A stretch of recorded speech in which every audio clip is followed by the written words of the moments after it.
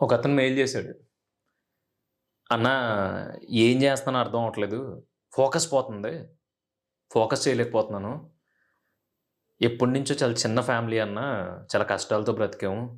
కానీ ఇప్పుడు నేను ఫోకస్ చేయలేకపోవడం వల్ల నా బతుకు కూడా అలా అయిపోద్దేమో అని భయమేస్తుంది." ఇది ఈ మెయిల్ పంపడానికి కారణం. సో, అసలు నువ్వు ఎందుకు ఫోకస్ చేయలేకపోతున్నావో తెలుసుకోవాలనుకుంటే, ఈ వీడియో చివరి వరకు చూడు అని నేను చెప్పను.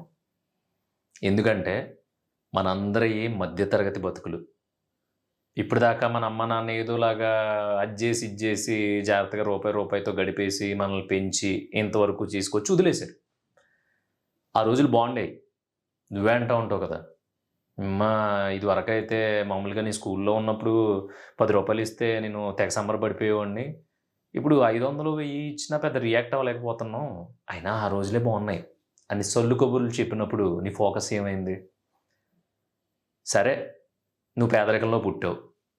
పేదరికంలోనే పోవాలని నీకుందా? నువ్వు పేదరికంలోనే పుట్టావు.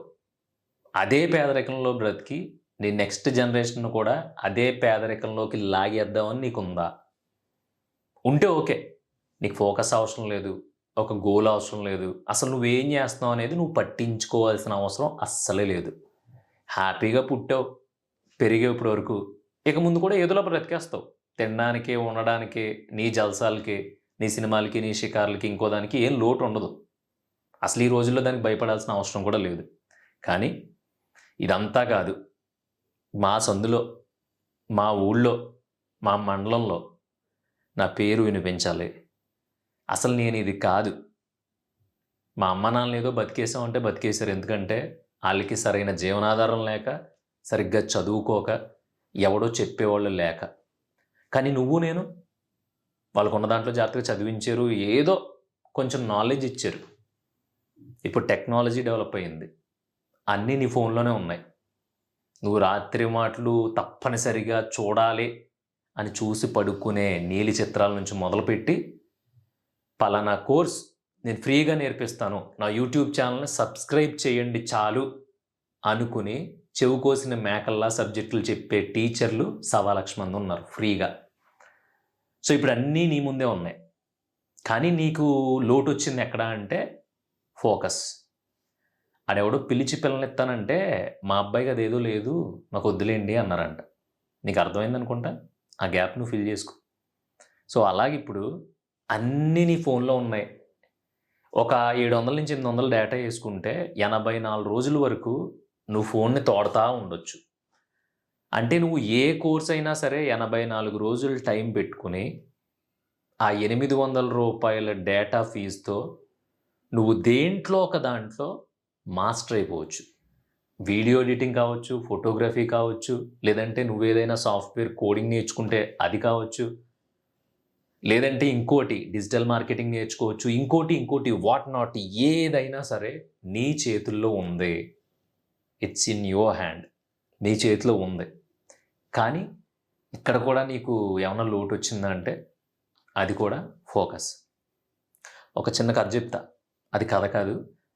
నిజంగా నువ్వు అప్లై చేసుకుంటే నీ బ్రతుకు అట్‌లీస్ట్ ఒక 20% మారకపోతే నన్నడుగు. ఇప్పుడు నువ్వు ఎవరో ఫోన్ చేశారు మీ ఇంటి దగ్గర నుంచి. "అరే! మనకి ఆడెప్పుడో 10,000 ఇవ్వాలిరా 2, 3 సంవత్సరాలు అయిపోయింది. ఇవ్వడేమో అనుకున్నాను. ఇస్తా అన్నాడు. నువ్వు తెచ్చేసుకో నీకు దేనికో దానికి ఉపయోగపడతాయని" మీ అమ్మో, మీ నాన్నో ఫోన్ చేశారు. సరే, బయలుదేరావు. నువ్వున్న చోటు నుంచి ఎక్కడైతే డబ్బులు తీసుకోవాలో ఆ చోటుకెళ్ళడానికి సరిగ్గా 2 గంటల జర్నీ అనుకో. టికెట్ వచ్చేసి ఒక రూ. 1000 అనుకో. వెళ్ళడానికి 1000, రావడానికి 1000 అనుకో. నీకు చాలా పనులున్నాయి. ఈరోజెళ్తే మాత్రమే ఆడు డబ్బులిస్తాడన్నప్పుడు నువ్వేం చేస్తావు? హ్యాపీగా బస్ స్టేషన్‌కెళ్తావు. బస్ స్టాండ్‌కెళ్ళి బస్ ఎక్కుతావు. బస్సులో కూర్చొని పాటలు వింటావు, సినిమా చూస్తావు, ఆళ్ళతోని ఈళ్ళతోని ఫోన్‌లు మాట్లాడుకుంటావు, కిటికీలో నుంచి చూస్తా రకరకాల ఆలోచనలు ఆలోచించుకుంటావు. చివరికి ఎక్కడైతే డబ్బులివ్వాలో ఆ ఊరెళ్తావు. అక్కడ నీకు అడ్రెస్ తెలియకపోయినా ఆడిని ఈడిని పట్టుకొని పలానా పృథ్వీ ఎక్కడుంటాడు, అదే కొంచెం అడ్రెస్ చెప్తారా అంటే ఆళ్ళు నిన్నెక్కడికైతే తీసుకెళ్లాలో అడ్రెస్ చూపిస్తారో అక్కడికెళ్ళి ఆ ఇవ్వాల్సిన 10,000 తీసుకొని జేబులో పెట్టుకున్నావు. మళ్ళీ బస్ ఎక్కావు, ఆడతా పాడతా సాంగ్స్ విన్నావు, సినిమాలు చూసావు. ఈలోపు బస్సులోకి ఒక అందమైన అమ్మాయి ఎక్కింది. భలే ఉంది అమ్మాయి. ఇలాంటి అమ్మాయి మన లైఫ్‌లోకి వస్తే భలే ఉండేది. లేదంటే కాసేపు ఓరచూపులు చూసావు, ఎంటర్‌టైన్ అయ్యావు, దిగావు. నీ ఇంటికి నువ్వు వచ్చేసావు. లేదంటే నీ రూమ్‌కి నువ్వు వచ్చేసావు.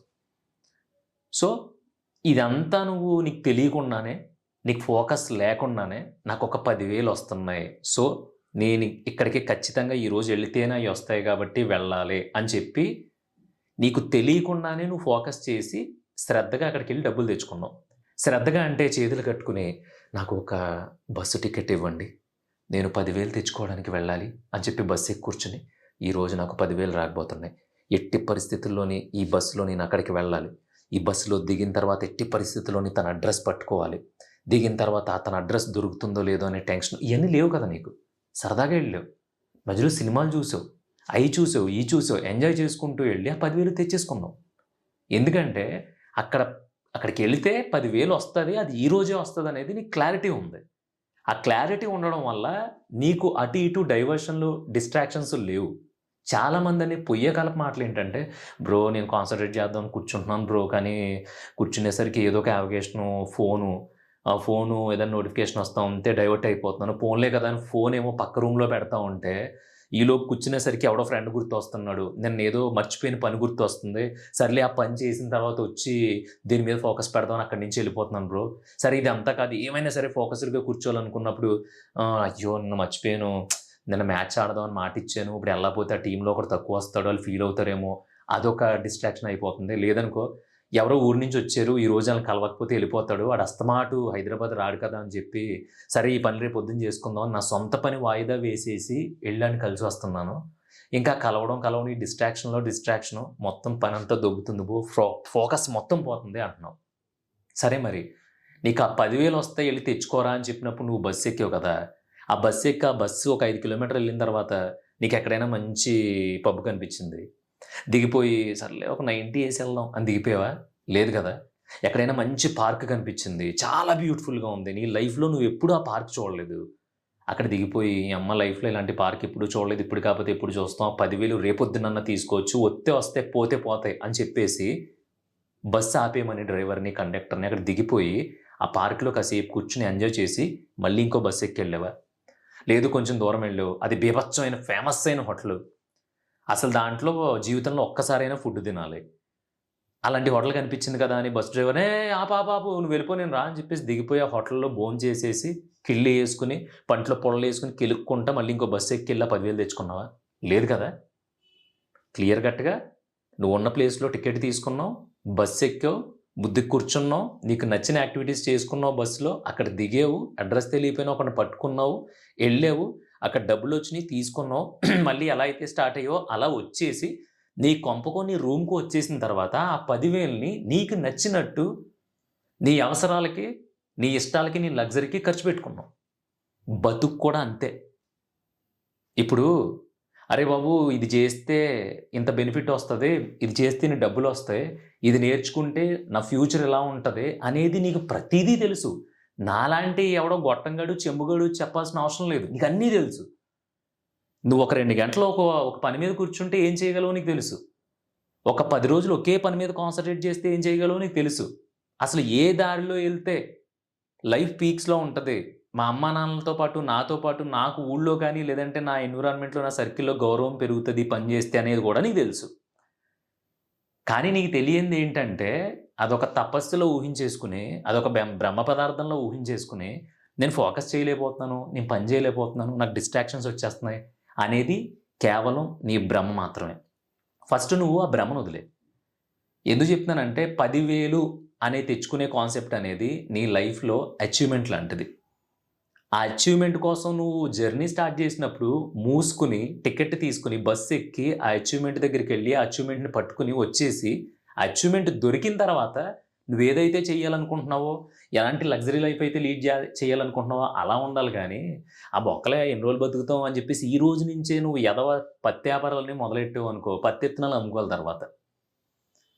ఎవడో బైక్ కొన్నాడని, లేదంటే ఎవడో ఫోన్ కొన్నాడని, ఐఫోన్ సింబల్ ఉంటేనే మనిషి అసలు ఐఫోన్ సింబల్ లేకపోతే దానికి ఫోన్‌లు రావన్నట్టు బిహేవ్ చేసి, అసలు నువ్వేం చేయాలనేది మర్చిపోయి, అసలు ఫోకస్ చేయలేకపోతున్నాను, అసలు కాన్సంట్రేట్ ఏంటి కాన్సంట్రేట్ చేయలేకపోవడం? ఇప్పుడు నువ్వు కాలేజ్‌లో ఉన్నావు. కాలేజ్‌లో చదువుతున్నావు. నీ పనే చదువుకోవడం బాసు ఈ 4 సంవత్సరాలు ఇంజినీరింగ్‌లో. ఈ 4 సంవత్సరాలు నువ్వు ఆ పని సరిగ్గా చేయకపోతే రేపొద్దున ఇంకొకడి కింద పాలేరు పని చేయాలి. అది ఇమాజిన్ చేసుకో. కాన్సంట్రేషన్ వస్తది. ఖచ్చితంగా వస్తది. ఇప్పుడు నువ్వు ఒక బిజినెస్ స్టార్ట్ చేసావు. ఆ బిజినెస్ మీద ఖచ్చితంగా దాని మీదే కూర్చొని దాని గురించే ఆలోచించకపోతే రేపొద్దున వడ్డీలు కట్టి రోడ్డు మీదకి రావాల్సొస్తది. ఆ రోడ్డు మీదకి రావడం ఎలా ఉంటదో ఊహించుకో. అప్పుడు ఆటోమేటిక్‌గా ఫోకస్ వస్తది. ఇప్పుడేదో రూ. 10 వచ్చేస్తున్నాయి అంతా బానే సెటిల్ అయిపోయిందని చెప్పేసి నిన్ను నువ్వు అప్‌డేట్ చేసుకోవడం మానేసావనుకో, రేపొద్దున్న సొసైటీ కొంచెం ముందుకెళ్ళిపోయి ట్రెండ్ మొత్తం కొంచెం ముందుకెళ్ళిపోయిన తర్వాత నువ్వు పాత పడిపోతావు. అప్పుడు నిన్నెవడో చూడడు. అప్పుడు నిన్నెవడో చూడనప్పుడు ఆ ఫీలింగ్ ఎలా ఉంటదో ఒకసారి ఊహించుకో. అప్పుడు నీకు ఆటోమేటిక్‌గా కాన్సంట్రేషన్ వస్తది. దరిద్రంలోనే పుట్టాం. అడ్జస్ట్ అయ్యే బ్రతికాం. అన్నిట్లికి కాంప్రమైజ్ అయ్యాం. ఏ రోజు కూడా టక్కుమనెళ్ళి ఒక 10,000 తీసి షాపింగ్ చేసుకునే పరిస్థితి మన బతుకుల్లో ఉండదు. ఎందుకంటే మనం మిడిల్ క్లాస్. మనం ఎందుకు మిడిల్ క్లాస్ అయిపోయామంటే మన ఆలోచనలు 10 ఆటిల మీద ఉంటాయి. 10 పనులు చేస్తా ఉంటాం. 10 పనులు చక్కబెట్టేసి 10 పనుల్లోంచి 10,000 నెలకు 1,00,000 సంపాదించేయాలని మనకుంటది. కానీ అదంతా జరగని పని. నువ్వు దేన్ని ఇష్టపడుతున్నావు? ఏ పని చేస్తావంటే నీకు అలుపు రావట్లేదు? ఏ పని చేస్తావంటే నీకసల ఆడుకున్నట్టు, పాడుకున్నట్టు అనిపిస్తుందో ఆ పని మీద దయచేసి నువ్వు మాస్టర్ అవ్వడానికి ట్రై చెయ్యి.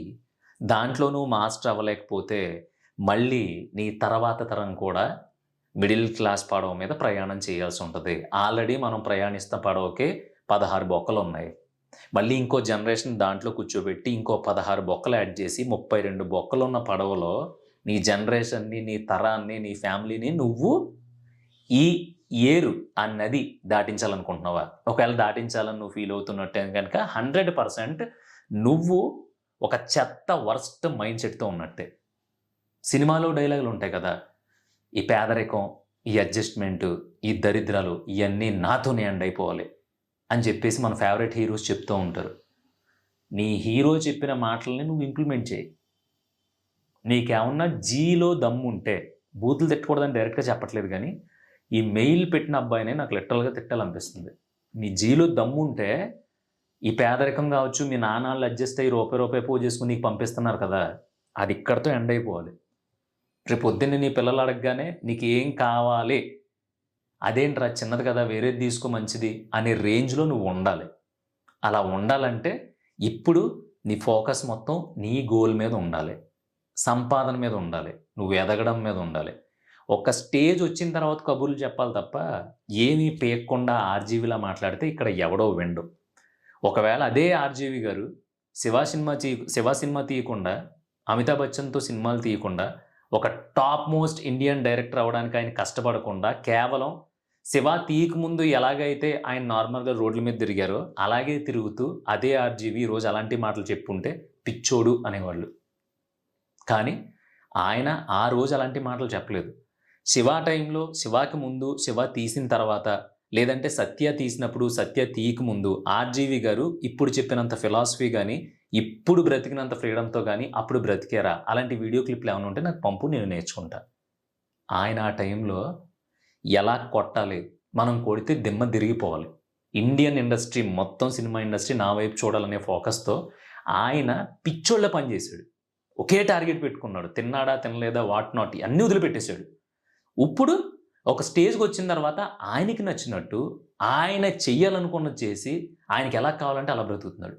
అమ్మాయిలు, మందు, ఫిలాసఫీ, నచ్చినట్లు ఉండడం, ఐ డోంట్ కేర్ అనే పొగరు దగ్గర నుంచి ఇప్పుడు అన్నీ మెయింటైన్ చేస్తున్నాడు. ఎందుకంటే ఆర్‌జీవి చేయాల్సిందేం లేదింక.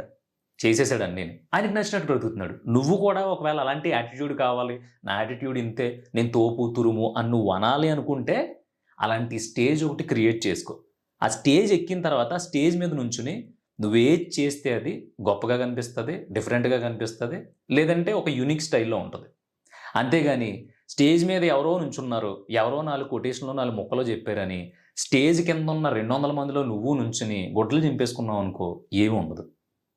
అందుకని నేనేం చెప్తున్నా అంటే ఫోకస్ అనేది నీ చేతిలోనే ఉంది. అదేమీ నీ కొనుక్కునేది కాదు, రెంట్‌కి తెచ్చుకునేది కాదు, లేదంటే ఎవడో చెప్పేస్తే 2, 3 రోజుల్లో వచ్చేసేది కాదు. నీకు నీ దరిద్రాలను వదిలించుకోవాలనుకుంటే, మీ అమ్మా, నాన్న పోయేలోపు నీ కొడుకంటే ఇది, మీ వోడంటే ఇది, మీరు ఇప్పటిదాకా పడిన కష్టం వేస్ట్ అయిపోలేదు అని నువ్వు ప్రూవ్ చేసుకోవాలనుకుంటే యెస్, నువ్వు ఫోకస్ చేయాల్సిందే. నడుం లాగుతది, కూర్చోవాలనిపించదు, చిరాకు దొబ్బుద్ది. అసలు ఇది కాదులే వేరేది చేద్దాం అని చెప్పేసి మైండ్ నువ్వు కూర్చోవద్దు, ఇది నువ్వు చేయడం ఏంటి, అసలు ఇంత బతికి నువ్వు ఇలాంటి ఒక చోట కూర్చుని ఇంతసేపు వర్క్ చేయడం ఏంటి, ఇయన్నీ చెప్తది మైండ్. ఎందుకంటే మనల్ని చెడ చెడదొబ్బే శత్రువు ఎక్కడో ఉండదు, మనలోనే ఉంటది. సో దాన్ని ఎప్పుడైతే నువ్వు బ్రేక్ చేస్తావో అప్పుడు మాత్రమే ఆర్‌జీవి లాంటోళ్ళు, పూరి జగన్నాథ్ లాంటోళ్ళు, రాజమౌళి లాంటోళ్ళు, త్రివిక్రమ్ లాంటోళ్ళు ఇలాంటి గొప్ప గొప్పోళ్ళందరూ వస్తా ఉంటారు. ఏ ఫీల్డ్‌లో అయినా సరే. అయి బ్రేక్ చేయకుండా ఏముందిలే ఇంతసేపు కూర్చుంటే ఎందుకు, అదేదో చేస్తే 10,000 వస్తున్నాయి అని టక్‌మని లెగిసి వెళ్ళిపోయాడనుకో, ఆడు అలా దేశదిమ్మరలా తిరుగుతానే ఉంటాడు. ఆడికొక సెటిల్‌మెంట్ అనేది ఉండదు. నువ్వు హర్ట్ అయ్యి ఉండొచ్చు. యెస్, నేనదే డిసైడ్ అయ్యా. మా అమ్మా బాబులు పోయేలోపు పృథ్వీగాడు అంటే ఇది. ఏయ్! మీ వోడు ఏమన్నా మీ వోడు కొంచెం యూనిక్ స్టైల్‌లో ఎళ్తున్నాడురా. మీ వోడు బా చెప్తాడురా, మీ వోడు బా మాట్లాడతాడు. లేదంటే మీ వోడు ఇది చేశాడురా, అది చేశాడురా అని చెప్పేసి మా అమ్మ బాబుల దగ్గరికెళ్ళి కనీసం ఒక 10 మందన్నా అనాలి. ఆళ్ళకి నేనిచ్చే ఆస్తి అదొకటే. నువ్వేదో పెద్ద పెద్ద బిల్డింగ్‌లు కట్టేసి దాంట్లో పెట్టేసి, రోజు బిర్యానీలు పెట్టేసి, లేదంటే నెలకొక 5, 10,000 పంపేసినంత మాత్రాన ఆళ్ళు హ్యాపీ ఫీల్ అవ్వరు. అలా ఒక 10 మందొచ్చి, "ఒరేయ్! నువ్వు చాలా కష్టపడి పెంచావురా, మీ వోడేమో ఏదన్నా పని పట్టుకుంటే వదలట్లేదు అసలు.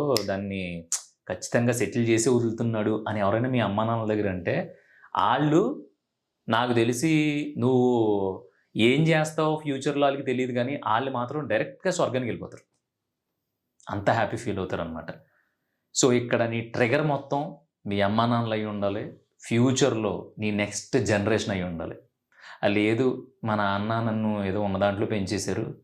ఇప్పుడు ఎలాగో అన్ని రేట్లయి పెరిగిపోయినాయి కదా! నేను ఉన్న దాంట్లో పెంచుతాను. లేదంటే ఆళ్ళు బతుకాలు బ్రతుకుతారు. మన వల్ల ఈ పనులు కాదు అనుకుంటే గనక ఈ వీడియో నీ కోసం కాదు. ఈ ఛానల్ నీ కోసం కాదు. ఏదైనా సరే నీతో ఆగిపోవాలి. ఏదైనా సరే నీ తర్వాత నుంచి కొత్త ప్రపంచం నువ్వు పరిచయం చేయాలనుకుంటే మాత్రం నువ్వు ఆడుకు దొబ్బితే కుదరదు. డిస్ట్రాక్ట్ అయిపోతున్నాను. నా మైండ్ నా మాట వింటలేదు. లేదంటే అసలు నాకెందుకో ఫోకస్ కుదరట్లేదు. ఇలాంటి సొల్లు కబుర్లు చెప్పొద్దు. అయన్నీ నీకు నువ్వు పని నుంచి తప్పించుకోవడానికి చెప్పే మాటలు మాత్రమే. నువ్వు ఇబ్బంది పడినా, నన్ను తిట్టుకున్నా నాకేం ఫరక్ పడదు. నేను చెప్తుంది నిజం. ఒకడు పని చేయలేనప్పుడు, బద్ధకాన్ని మీదేసి కూర్చున్నప్పుడు, అదే బొంత మీద అక్కడే కూర్చొని దొర్లుతూ, వీడియోలు చూసుకుంటూ, హెడ్‌ఫోన్స్ పెట్టుకొని పిచ్చి పిచ్చి పాటలు వింటూ అక్కడే కూర్చున్నోడు చెప్పే సొల్లు కబుర్లియి. ఎందుకు కుదరదు బాసు? సరే ఒక ఛాలెంజ్. రేపొద్దున లే. ఈరోజు ఈ వీడియో చూసావు కదా! రేపొద్దున లెగు. రేపొద్దున్న నువ్వు ఏదో ఒకటి నేర్చుకోవాలి అని చెప్పి పెట్టుకొని, నువ్వు నేర్చుకుంది బుక్ మీద రాసుకొని, ఆ రోజు సాయంత్రం పడుకునే ముందు నేను ఇది నేర్చుకున్నాను, ఈరోజు నేను సాధించాను అనేది ఒక్కసారి చూసుకో. దాని కిక్ ఎలా ఉంటదో నీకు తెలుస్తది. కానీ నువ్వు చెయ్యు. రేపొద్దున చేద్దాంలే. వచ్చే ఆదివారం చేద్దాంలే. ఎందుకు వీకెండ్ శనివారం, ఆదివారం సెలవు కదా! 2 రోజులు కూర్చుండిపోదాం ఫుల్ ఫ్లెడ్జ్డ్‌గా అంటావు. ఇయన్నీ నువ్వు చెప్పే దొంగ సమాధానాలు. నిన్ను నువ్వు మోసం చేసుకుంటున్న వరస్ట్ మాటలు. అయ్యి మనల్ని తొక్కేస్తున్నాయి. అది మనకు తెలియట్లా. మనం ఏమనుకుంటున్నాం అంటే తప్పించేసుకున్నాంలే అని. అవతలోడికి చెప్పే అబద్ధం కంటే నీకు నువ్వు అబద్ధం చెప్పుకొని నువ్వు మోసం చేసుకుంటావు చూసావా? అది నిన్ను డ్యామేజ్ చేసినంత ప్రపంచంలో ఇంకేది డ్యామేజ్ చేయలేదు, గుర్తుపెట్టుకో. ఈ ఫోకస్ అనేది కూడా, ఈ డిస్ట్రాక్షన్ అనేది కూడా నిన్ను మోసం చేస్తుంది. అదేం బయట నుంచి తెచ్చుకునేది కాదు కదా! నువ్వు ఈరోజు గంట కూర్చుందాం అనుకున్నావు. కూర్చో. అది నీ చేతుల్లో ఉన్నది. నువ్వు నిర్ణయం తీసుకోవాలి. ఈ రోజుల్లో ఒక అమ్మాయిని కలవాలి. 250 కిలోమీటర్ల అవతల ఉంది. నువ్వు ఆగుతావా? ఆగవు. అప్పు చేసన్నా ఎళ్లి కలిసేస్తావు. ఎందుకంటే అక్కడ నీకు ట్రిగ్గర్ ఆ అమ్మాయి. లేదు, ఎవడో రారా సరదాగా సిట్టింగ్ ఏద్దాం అన్నావు. ఇక్కడి నుంచి ఒక 80 కిలోమీటర్ల దూరం ఉంటది. ఎళ్ళిపోతావు నువ్వు. ఎందుకంటే నీకు ట్రిగ్గర్ అక్కడ సిట్టింగ్. లేదు, ఒరేయ్ పలానా చోట్ల జాతరకి భోగం మేళం పెడుతున్నార్రా అంటాడు. నువ్వు రాత్రికి రాత్రి 12 గంటలకి ఏమీ దొరకకపోతే సైకిల్ ఏసుకునన్నా ఎళ్ళిపోతావు. ఎందుకంటే నీ ట్రిగ్గర్ అక్కడ భోగం మేళం. మరి నీ బతుకు కదా ఇది. నువ్వు బతకాలి కదా! సక్సెస్‌ఫుల్‌గా ఉండాలి కదా! అన్నీ ఎంజాయ్ చేయాలి కదా లగ్జరీ లైఫ్‌ని. మరి అదెందుకు ట్రిగ్గర్ అవ్వట్లా?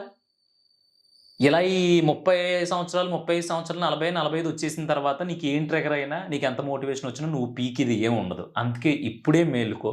ఆ ఫోకస్ అనేది బయట నుంచి వచ్చేది కాదు. నీకు నువ్వు బంధించుకుని, నిన్ను నువ్వు ఒక చోట కూర్చోబెట్టడమే ఫోకస్ అనేది. అది నీ చేతుల్లోనే ఉంది. ఏ పుస్తకాలు చదివినా, ఎవరో కోచింగ్‌లు తీసేసుకున్నా, ఒక మెంటర్ ఉన్నా, నువ్వు మెడిటేషన్ చేసినా రాదు. మెడిటేషన్ చేసేస్తే ఫోకస్ వచ్చేస్తదంటే నేను 10 గంటలు చేస్తా. పట్టి ఈ రోజంతా కూర్చొని పొద్దున్న నుంచి సాయం దాకా కూర్చొని పొద్దున్న గంట, సాయంత్రం గంట మెడిటేషన్ చేసేస్తా. ఫోకస్ వస్తదా? రాదు. నాకు ట్రిగ్గర్ అవ్వాలి. నేను పలానా కార్‌లో తిరగాలి. తిరగాలంటే ఏం చేయాలి? అన్నీ దగ్గర పెట్టుకొని ఇప్పుడు పని చేయాలి. లేదంటే ప్లాన్ చేసుకోవాలి. ఫోకస్డ్‌గా దాని మీదే కూర్చొని దాంట్లోనే మాస్టర్ అవ్వాలి. దానివల్ల డబ్బులొస్తాయి. ఆ డబ్బులతో నేను ఆ కారు కొనుక్కోగలను. లేదు మా అమ్మ, నాన్నలు ఇప్పటిదాకా ఏమీ చూడలేదు. ఆళ్ళకి ప్రపంచం మొత్తం చూపించాలని ఉందా? సో, నేను ఒళ్ళు దగ్గర పెట్టుకొని పని చేయాలి. డబ్బులు సంపాదించాలి. ఆ డబ్బుతో నేను ఆళ్ళకి ప్రపంచం చూపించాలి. ఇదంతా ట్రిగ్గర్ చేసుకోవాల్సింది నువ్వు. నీకు సరిగ్గా ట్రిగ్గర్ అవ్వనంత వరకు నువ్వు నీకు అబద్ధాలు చెప్పేసుకొని రేపు అని చెప్పేసి దాట వేసుకున్నన్ని రోజులు నీకు ట్రిగ్గర్ అవ్వదో, ఆ ఫోకస్ అనే దరిద్రమైన పదాన్ని చెప్పుకుంటూ జీవితం గడిచిపోద్ది.